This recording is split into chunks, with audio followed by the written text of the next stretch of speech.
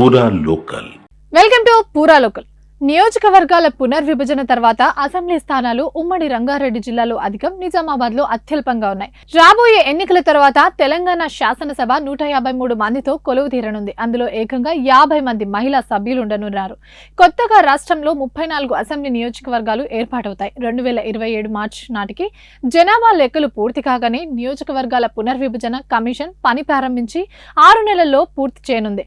తెలంగాణ శాసనసభకు 2028 November, December లో జరిగే ఎన్నికలు కొత్తగా నియోజకవర్గాలతో నిర్వహించే అవకాశాలు కనిపిస్తున్నాయి. ఈ ఎన్నికల నుండి మహిళలకు 33% రిజర్వేషన్లు కూడా వర్తించనుంది. కొత్త నియోజకవర్గాల ఏర్పాటుతో పాటు ప్రస్తుతం ఉన్న కొన్ని నియోజకవర్గాల భౌగోళిక సరిహద్దుల్లోనూ మార్పులు జరుగుతాయి. దీంతో రాష్ట్ర రాజకీయాల్లో కీలక పరిణామాలు చోటు చేసుకోనున్నాయి. ప్రస్తుతం అందుబాటులో ఉన్న 2011 జనాభా లెక్కల ప్రకారం ప్రతి అసెంబ్లీ నియోజకవర్గంలో సగటున 2,30,064 మంది జనాభా ఉండనుంది. ఆంధ్రప్రదేశ్ పునర్విభజన చట్టం 2014లో పేర్కొన్న విధంగా తెలంగాణలో 119 అసెంబ్లీ స్థానాలను 153కు పెంచాల్సి ఉంది. కానీ వివిధ రాజకీయ కారణాలతో దాన్ని వాయిదా వేస్తూ వచ్చారు. తెలంగాణలో అసెంబ్లీ స్థానాల పునర్విభజనను జాప్యం చేస్తున్నారంటూ ప్రొఫెసర్ పురుషోత్తం రెడ్డి సుప్రీంకోర్టులో వేసిన రిట్ పిటిషన్ పై కేంద్ర ప్రభుత్వం ఇటీవలే సమాధానమిస్తూ కొత్త జనాభా లెక్కలు రాగానే ప్రక్రియ ప్రారంభిస్తామని తెలిపింది. కోర్టు కేసుతో సంబంధం లేకుండానే 2027 తర్వాత దేశమంతా పునర్విభజన చేస్తుండటంతో రాష్ట్రంలో నియోజకవర్గాల చేర్పులు, మార్పులు, కొత్త నియోజకవర్గాలు ఏర్పాటు అనివార్యం కానున్నాయి.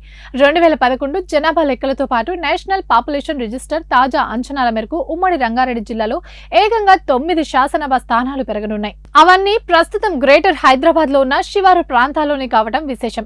జాతీయ సగటును మించి విద్య, ఉపాధి, ఐటీ, ఫార్మా, సినిమా, ఇతర అవకాశాల కోసం దేశంలోని అన్ని ప్రాంతాల నుండి హైదరాబాద్ కు పెరిగిన వలసల తాకిడి కారణంగా నగరంలో అసెంబ్లీ స్థానాలు పెరగనున్నాయి. పునర్విభజనలో గ్రేటర్ హైదరాబాద్ లో కనీసం 10 అసెంబ్లీ స్థానాలు పెరిగే అవకాశం కనిపిస్తోంది.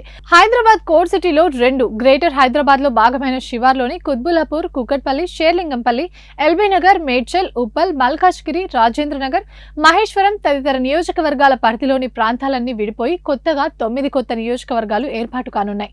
దేశవ్యాప్తంగా జనాభా లెక్కలు పూర్తి కాగానే నియోజకవర్గాల పునర్విభజన కోసం ఏర్పాటయ్యే కమిషన్ రాజకీయ పక్షాలు, ప్రజలతో సమావేశాలు నిర్వహిస్తుంది.